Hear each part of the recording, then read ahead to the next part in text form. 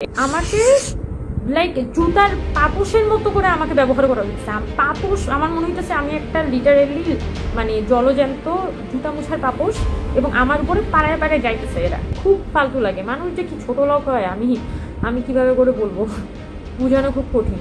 Literally কিছু মানুষকে তারাই ফোন দিয়ে আনছে, যেটা তাদেরই ওই ক্লোজ মানুষজন বা এরকম কিছু। অনেককে চিনি, অনেককে চিনি না। চাঁদাবাজির ঘটনার পর গভীর রাতে ফেসবুক লাইভে আসলেন উমামা ফাতেমা। হতাশা ব্যক্ত করলেন বৈষম্য বিরোধী ছাত্র আন্দোলন নিয়ে, যেখানে তিনি নিজেই এক সময় মুখপাত্র ছিলেন। যে মানে সে এমনভাবে জিনিসটা করতেছে যেটা খুবই লোভনীয় একটা অফার।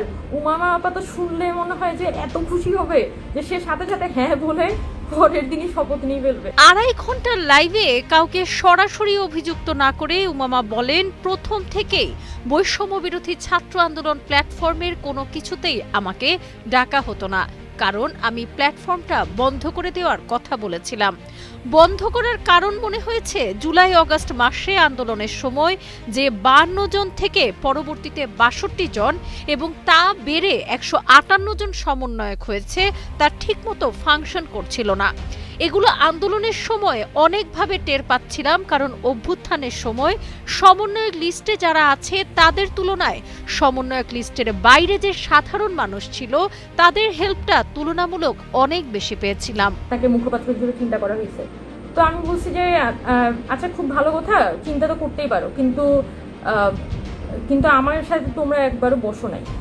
তখন আমাকে বলতেছে না আমরা নিজেদের মধ্যে বসছি। আমাদের টিএসসিতে 20 থেকে 25 বারের উপরে মিটিং হয়েছে, 20 থেকে 25 বারের কোনোবারেই আমরা কোনো সিদ্ধান্ত আসতে পারি নাই। একমাত্র স্মার্ট সিটি বসুন্ধরা, আধুনিকতায় এক ধাপ এগিয়ে।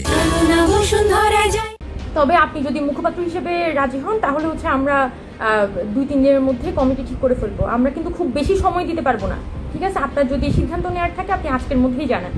তো আমি বলছি এভাবে আজকের মধ্যে তো জানানো সম্ভব না। তোমরা যেহেতু আমাকে মুখপাত্র হিসেবে ভাবছো, তোমরা কেন মুখপাত্র হিসেবে ভাবছো, আমি এখানে এসে কি কাজ করতে পারবো, এগুলো তো নিশ্চয়ই আমার জানার অধিকার আছে। তো আমি তাকে ওই ছেলেটাকে জিজ্ঞেস করছি যে তোমরা একটা কাজ করো, যে তোমরা যে কয়জন মিটিং করতেছো তারা একদিন একটা মিটিংয়ে আমাকে ডাকো, আমি আমার কোয়েরিজগুলো জিজ্ঞেস করি, তাহলে সবাই মিলে কথা বলে তাহলে একটা সিদ্ধান্তে আসা যায় আর কি, যে আমি এখানে কাজ করতে পারবো কি পারবো না। আমি সরাসরি এই কথাগুলোই বলছি ভাই, এখানে কোনো মিথ্যা কথা নেই। মানে আমি সরাসরি বলছি যে আমি এখানে কাজ করতে পারবো কি পারবো না, এটা জিজ্ঞেস করা যায়। হয় তুমি ডাকসু নিয়ে ভাবো, আর নাইলে তুমি মুখপাত্র নিয়ে ভাবো। যদি তুমি জাতীয় রাজনীতিতে যেতে চাও তাহলে তোমার মুখপাত্র নিয়ে ভাবতে হবে, আর যদি তুমি ডাকসু নিয়ে ভাবতে চাও তাহলে আমরা তোমাকে ওভাবে করে প্রিপেয়ার করবো। যে মানুষগুলো এই জুলাইয়ের মধ্য দিয়ে হেঁটে গেছে, এই জুলাইয়ের মধ্য দিয়ে মানে লিটারেলি আন্দোলনের ফ্রন্টে ছিল, তারা যখন মানে খুবই চিপ কাজ করে মানে ওইটা আসলে নেওয়া যায় না। And that is the thing, মানে আপনার কাজকাম দেখলে মনে হয় যে কি রে ভাই, 2 দিন আগে এটা যে লম্বা কথা বলে, ওর কাজের সাথে তো ওর কথা মিলছে না।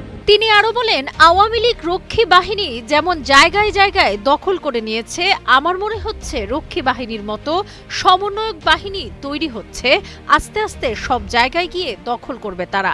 সমন্বয়ক বাহিনী হয়তো ওভাবে অস্ত্র দিয়ে তৈরি হয় নাই, বাট হয়েছে। এর আগে গুলশানে বৈষম্য বিরোধী ছাত্র আন্দোলনের 50 লাখ টাকা চাঁদা কেলেঙ্কারিতে আটক 5 জনের একটি ছবি শেয়ার করে ফেসবুকে একটি পোস্ট দেন উমামা। সেখানেও তিনি বৈষম্য বিরোধী ছাত্র আন্দোলন প্ল্যাটফর্ম নিয়ে ক্ষোভ প্রকাশ করেন। সাবরিনা কাজী, কালের কণ্ঠ।